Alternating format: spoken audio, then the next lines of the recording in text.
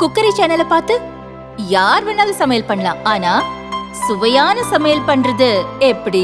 நான் இதயம் நல்லெண்ணெயில சமையல் பண்றேன். ஆஹா ஓஹோன்னு பாராட்டுறாங்க. நீங்களும் இதயம் நல்லெண்ணெயில சமையல் பண்ணுங்க, பாராட்ட வாங்குங்க. தினம் தோறும் வாங்குவே இதயம் இதயம்.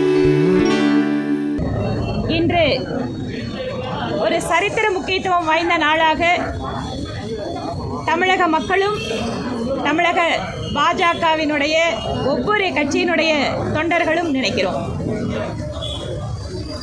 இன்று நம்முடைய இந்திய துணை குடியரசுத் தலைவர் தேர்தல் நடந்து கொண்டிருக்கிறது டெல்லியிலே. பாரதிய ஜனதா கட்சி தேசிய ஜனநாயக கூட்டணியினுடைய வேட்பாளராக நம்முடைய தமிழகத்தை சார்ந்த கொங்கு மண்டலத்தை சார்ந்த மரியாதைக்குரிய அன்பு அண்ணன் திரு சிபி ராதாகிருஷ்ணன் அவர்கள் வேட்பாளராக களத்தில் நிற்கிறார். வெகு நிச்சயமாக தெரியும், தேசிய ஜனநாயக கூட்டணி வேட்பாளர் தான் வெற்றி பெறப் போகிறார். அன்புக்குரிய அண்ணன் திரு சிபி ராதாகிருஷ்ணன் அவர்கள்தான் துணை குடியரசுத் தலைவராக பதவியேற்க இருக்கிறார். இந்த நேரத்தில் தமிழகம் முழுவதும் பாரதிய ஜனதா கட்சியினுடைய தலைவர்களும் தொண்டர்களும் அந்தந்த பகுதிகளில் இருக்கின்ற கோயில்களில் பாரத பிரதமர் நரேந்திர மோடி அவர்களுடைய நலனுக்காகவும் அன்பு அண்ணன் திரு சிபி ராதாகிருஷ்ணன் அவர்களுடைய தேர்தல் வெற்றிக்காகவும் அவர் பதவி ஏற்றதற்கு பின்னால் சீரிய முறையில் சிறப்பான முறையில் நல்ல உடல்நலத்தோடு பணியாற்றுவதற்காகவும் கோயில்களில் எல்லாம் இன்று அபிஷேகம் அர்ச்சனை இவையெல்லாம் ஏற்பாடாக இருக்கிறது. கோவை மாவட்டத்தினுடைய தலைவர் திரு ரமேஷ்குமார் அவர்களுடைய ஏற்பாட்டிலே இன்று கோவை மாநகர் மாவட்டத்தில் மட்டும் 25 இடங்களில் 25 கோயில்களில் விசேஷ அபிஷேக அர்ச்சனைகள் நடைபெற்று வருகிறது. கோவை தெற்கு சட்டமன்ற தொகுதியில் மாவட்ட தலைவருடைய தலைமையிலே மற்றும் அவரோடு பன்னெடுங்காலம் பணியாற்றி இருக்கக்கூடிய அவருடைய அன்புக்குரிய நெருக்கமான கட்சியினுடைய நிர்வாகிகள் எல்லாம் இங்கு மகிழ்வோடு இருக்கிறார்கள். அன்பு தம்பி சுதாகர் அவர்கள் முதல் கொண்டு மற்றும் இன்னும் பலர் இந்த வாழ்க்கையினுடைய ஒரு பொன்னான தருணத்தை மிக மகிழ்வோடு அத்தனை பேரும் கொண்டாடி கொண்டிருக்கிறோம். இந்த நேரத்தில் ஒரு கட்சியினுடைய சாதாரண தொண்டராக தன்னுடைய வாழ்க்கையை துவங்கிய அவருடைய அரசியல் பணி, பொது வாழ்வில் அவர் முன்னெடுத்திருக்கின்ற பல்வேறு சிறப்பு வாய்ந்த மக்கள் நல திட்டங்கள், பாரதிய ஜனதா கட்சியில் தன்னை இணைத்து கொண்டு மாநில தலைவராக 2 முறை பாராளுமன்ற உறுப்பினராக தொகுதி மக்களுக்கும் தமிழகத்திற்கும் அவர் ஆற்றிய பணிகள், அர்ப்பணிப்போடு இந்த கட்சியில் இத்தனை ஆண்டு காலம் பயணம் செய்து கிட்டத்தட்ட அவருடைய கல்லூரி பருவத்திலிருந்து பொது வாழ்க்கையில் ஈடுபட்டவர். அவர் 1973ஆம் ஆண்டிலிருந்து ஆரம்பத்திலே ஜனசங்கம், அதற்கு பின்பாக ஜனதா கட்சியினுடைய ஒருங்கிணைந்து எதிர்கட்சியாக மற்றும் ஆளும் கட்சியாக இருந்தபோது, அதற்கு பின்பாக RSS என்று சொல்லப்படுகின்ற ராஷ்டிரிய ஸ்வயம் சேவக சங்கம், அதற்கு பின்பு கோவையினுடைய பாராளுமன்ற வேட்பாளராக உறுப்பினராக சிறப்பான பணிகள், மாநில தலைவராக மிக சிறப்பான பங்களிப்பு, அதற்கு பின்பாக பல்வேறு நிலைகளில் தேசிய செயற்குழு உறுப்பினர், கேரள மாநிலத்தினுடைய பொறுப்பாளர் என்று பல்வேறு பணிகளை கட்சி அங்கீகாரம் செய்து அவரை ஜார்க்கண்ட் மாநிலத்தினுடைய ஆளுநராக அமர்த்தி அழகு பார்த்தது. அதற்கு பின்பாக தெலுங்கானா, புதுச்சேரி உள்ளிட்ட 3 மாநிலங்களை கவனித்த ஒரு கவர்னராக அவர் சிறப்பாக பணியாற்றினார். 2024 தேர்தலுக்கு பின்பாக மகாராஷ்டிரா ஆளுநராக இங்கே நம்முடைய பகுதியிலே இதற்கு முன்பாக மறைந்த திரு சி சுப்பிரமணியம் அவர்களுக்கு பின்பாக மகாராஷ்டிராவினுடைய ஆளுநராக மிக சிறப்பாக பணியாற்றி வருகின்ற சூழலில் இன்று இந்திய தேசத்தினுடைய துணை குடியரசுத் தலைவராக நம்முடைய தமிழர், நம் பகுதியை சார்ந்த கட்சியிலே அத்தனை பேரையும் அரவணைத்து செல்கின்ற, கட்சியிலே தீவிரமாக பணியாற்றிய எங்களுக்கெல்லாம் ஒரு உதாரணமாக இருக்கக்கூடிய அன்பு அண்ணன் மரியாதைக்குரிய திரு சிபி ராதாகிருஷ்ணன் அவர்களுடைய பணி மென்மேலும் சிறக்க வேண்டும். அவருடைய அரசியல் வாழ்க்கை, பொது பணிகள், மக்கள் நலன் சார்ந்த அவருடைய பணிகள் என்பது ஒவ்வொரு பாரதிய ஜனதா கட்சியினுடைய தொண்டர்களுக்கும் ஒரு உத்வேகமாக இருக்கும். இது எங்களுக்கு மிகுந்த ஒரு மகிழ்ச்சிக்குரிய தருணமாக உங்களோடு சேர்த்து நாங்களும் கொண்டாடுகிறோம்.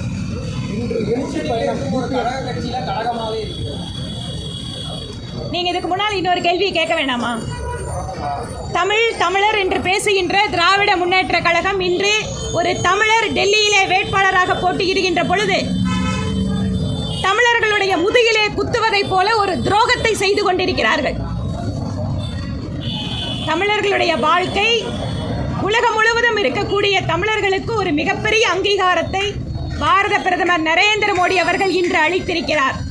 ஆனால் இந்த வரலாற்று சிறப்புமிக்க தருணத்தில் தமிழர்களை முதுகில் குத்துகின்ற ஒரு துரோகத்தை திராவிட முன்னேற்ற கழகம் இன்று செய்து கொண்டிருக்கிறது.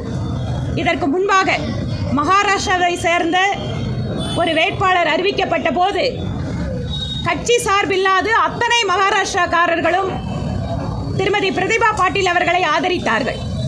ஒடிசாவை சேர்ந்த திருமதி திரௌபதி முர்மு அவர்கள் குடியரசுத் தலைவர் வேட்பாளராக ஆகின்ற பொழுது ஒவ்வொரு ஒடியா மக்களும் தங்களுக்கு கிடைத்த மிகப்பெரிய அங்கீகாரம் என்று அத்தனை அரசியல் கட்சிகளும் அவருக்கு ஆதரவு கொடுத்தார்கள்.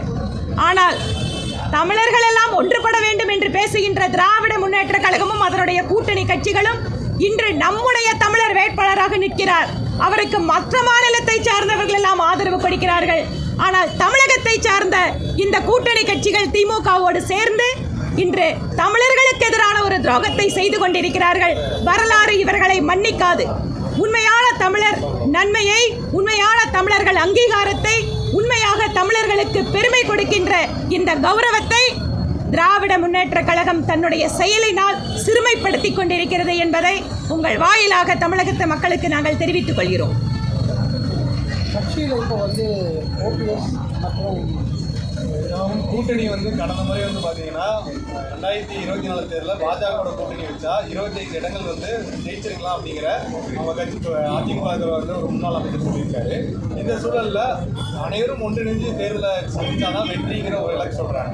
அப்படின்ற போது அவங்க கூட்டணியில் இருக்கிறவங்க கூட சண்டை போட்டுருக்காங்க. அப்படின்னு இருக்கும்போது தேர்தலை எப்படி சந்திப்பீங்க? இந்த வெற்றிங்கிறது கேள்விக்குறியாகாதான் மீண்டும்? நான் இந்த கூட்டணி தொடர்பான உங்களோட எல்லா கேள்விகளுக்கும் சேர்த்து ஒரே ஒரு பதிலை தான் சொல்ல விரும்புகிறேன். தேசிய ஜனநாயக கூட்டணியில் பல்வேறு கட்சிகள் இருந்தார்கள், இருந்து கொண்டிருக்கிறார்கள். இவர்களில் அந்தந்த கட்சிக்குள்ளாக சில பிரச்சனைகள் வருகின்ற பொழுது அந்தந்த கட்சியினுடைய தலைமை அதற்கேற்ப முடிவு செய்யும். ஒன்று.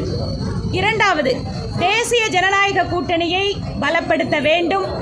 நம்முடைய ஒற்றை இலக்கு என்பது 2026 திமுக ஆட்சியை வீட்டுக்கு அனுப்புவது. இதை உணர்ந்து கொண்டு அத்தனை பேரும் ஓரணியில் இணைய வேண்டும் என்பதுதான் எங்கள் கட்சியினுடைய தலைமையினுடைய எண்ணம். அதற்காக பல்வேறு முயற்சிகளை நாங்கள் மேற்கொண்டு வருகிறோம். வெகு நிச்சயமாக இந்த நேரத்தில் கூட்டணி கட்சிகளுடைய எண்ணிக்கை என்பது மட்டுமல்ல, அரித்மேட்டிக் தாண்டி இந்த தேர்தலில் கெமிஸ்ட்ரி ஒர்க்காக போகுது. ஆனால் அரித்மேட்டிக் எங்ககிட்ட தேசிய ஜனநாயக கூட்டணியில் இல்லையா அப்படிங்கிற கேள்வி இல்லை. இந்த அரித்மேட்டிக்கு இன்னும் கொஞ்சம் டைமும் இருக்குது. அதனால் வெகு நிச்சயமாக கூட்டணிக்குள் இருக்கின்ற அத்தனை குழப்பங்களும் சரி செய்யப்பட்டு, இந்த நேரத்தில் இதில் நான் சரி செய்வீங்களா இல்லையா இந்த கேள்விக்கெல்லாம் நாங்கள் போக விரும்பலை. எங்களுடைய தேசிய தலைமையும் மாநில தலைவரோடு இணைந்து மற்ற தலைவர்களும் எப்படி தமிழகத்தில் திமுகவுக்கு எதிராக ஒரு வியூகத்தை வகுப்பது, ஒரு பலமான கூட்டணியை உருவாக்குவது என்கின்ற செயல் திட்டத்தில் நாங்கள் இருக்கிறோம். நிச்சயமாக நாங்கள் வெற்றி பெறுவோம்.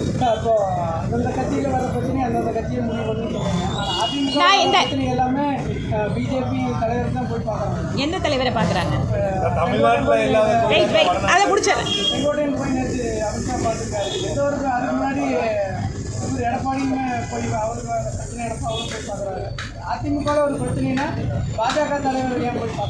முதல்ல மரியாதைக்குரிய எதிர்க்கட்சி தலைவர் டெல்லியில் போய் பார்க்குறாரு எங்கள் தலைவர்கள் அப்படின்னு சொன்னால் அதற்கு பின்பாக கூட்டணி அமைஞ்சிருக்கு.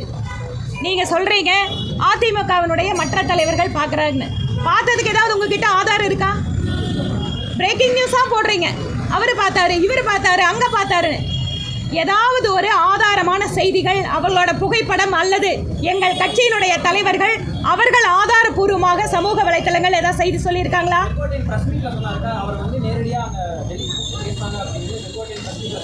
நான் என்ன சொல்கிறேன், எங்கள் கட்சி தலைமை கிட்டவோ மற்ற தலைவர்கள் கிட்டவோ பேசுனாங்க அப்படிங்கிற ஆதாரபூர்வ செய்தி இருந்தால் நாங்கள் அதுக்கு பதில் சொல்லலாம்.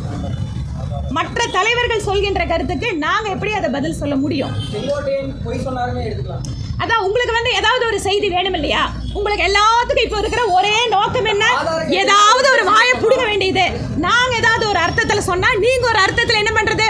ஆஹா, கூட்டணிக்குள்ள குழப்பம். இன்னைக்கு செய்தி நம்மளுக்கு கொடுத்தாச்சு. செங்கோட்டையன் ஹரித்வாருக்கு போறாரு. தமிழ்நாட்டில் ஏங்க நான் கேட்குறேன், ஹரித்வாருங்கிறது எந்தங்க இடம்? எந்த மாதிரி ஒரு புனிதமான இடம்? மொழி பிரச்சனை இருக்குல்லக்கா, இதெல்லாம் பண்ணணும், மொழிபெயர்ப்பு பண்ணி சொல்ல நேரடியாக நம்ம தமிழ்ல சொல்லிடலாம். இந்த மாதிரி இதெல்லாம் தமிழ்ல சொன்னாதான் சாமிக்கு புரியுமா? இல்லைக்கா, நம்ம பிரச்சனை தமிழ்ல சொல்லலாம்.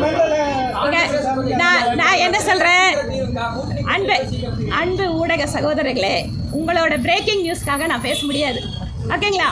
அதனால 2024 நடந்த தப்பு மறுபடியும் 26 நடக்கூடாது. நான் உங்களோட கூட்டணி தொடர்பான எல்லா கேள்விகளுக்கும் ஒரு பதிலை சொல்லிவிட்டேன். உங்க எல்லாத்துக்கும் சேர்ந்து நான் விநாயகர்கிட்ட பிரார்த்தனை பண்ணிக்கிறேன். நம்மளோட பிரஸ் மீட் முடிஞ்சது. நன்றி. விஜய் பரப்புரைக்கு வந்து அதெல்லாம் அடுத்த பிரஸ் மீட்ல சொல்றப்பா. இன்னைக்கு CPR மட்டும்தான் நியூஸ். விஜய்